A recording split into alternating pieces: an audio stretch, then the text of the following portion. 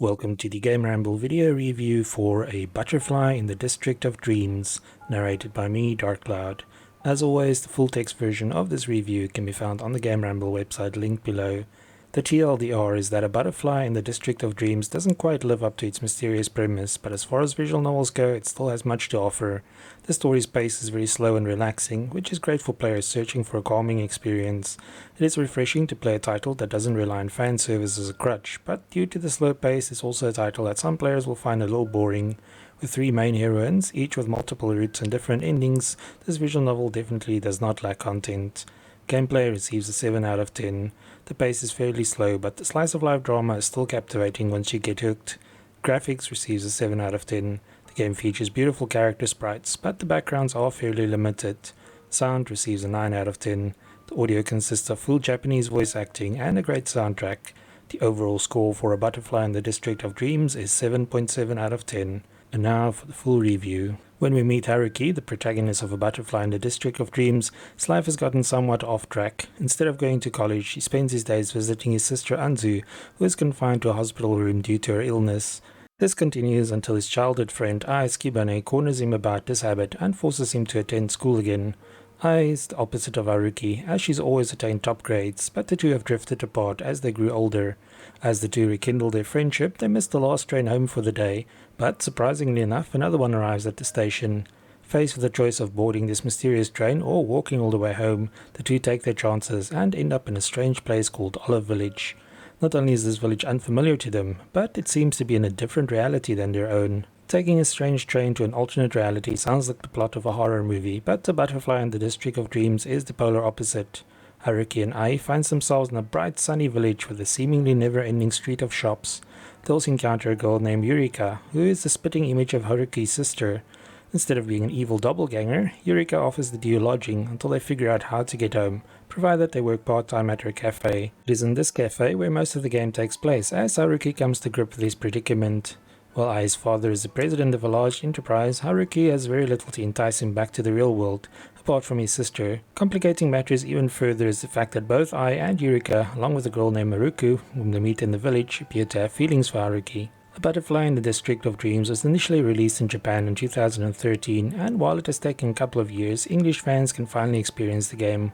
While there can never be enough quality visual novels on Steam, there is no doubt that this one won't appeal to everyone. Anyone looking for fan service will be a little disappointed, and those drawn in by the mysterious sounding storyline might also feel a little duped. This is because most of the game plays out like a slice-of-life visual novel, which is a little at odds with the unusual circumstances of the protagonist.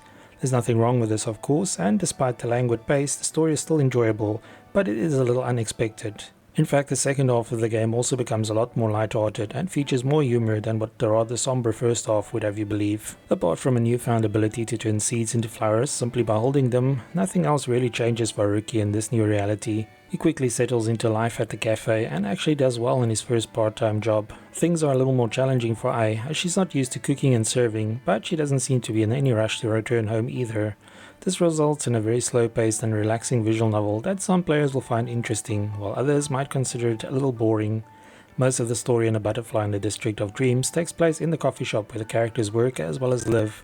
The story occasionally strays into the streets and nearby shrine, but don't expect any strange or mysterious locations.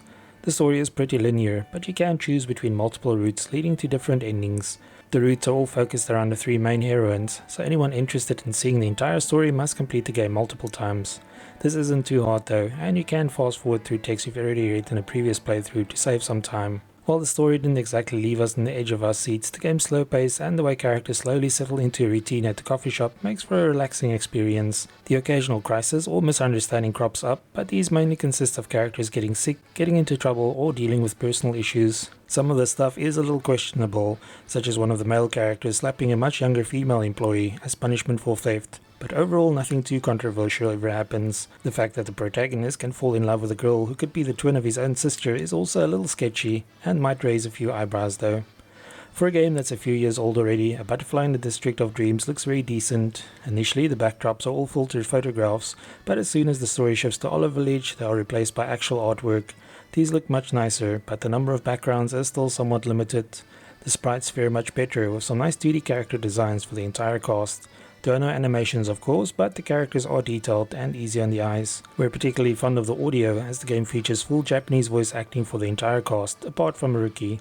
The 18 tracks that make up the soundtrack are also all very good, with some standout tracks like Flower, Apricot, Olive and A Strange Detour. Our favourite is the very catchy Back Alley Waltz. Overall, we enjoyed our time with the Butterfly in the District of Dreams, enough to complete it multiple times, but as we mentioned before, it is a relatively niche title. The story does pick up towards the end, and once you get to know the characters, it's easy to get caught up in their stories, but the slow pace will definitely deter some players. The multiple routes and endings add a lot of replay value to this title, which makes up for the fact that it's not as flashy or fast-paced as other visual novels.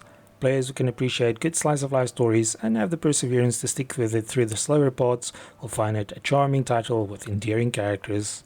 Thanks for joining us for this A Butterfly in the District of Dreams PC review. Remember to like, subscribe and share. Until next time.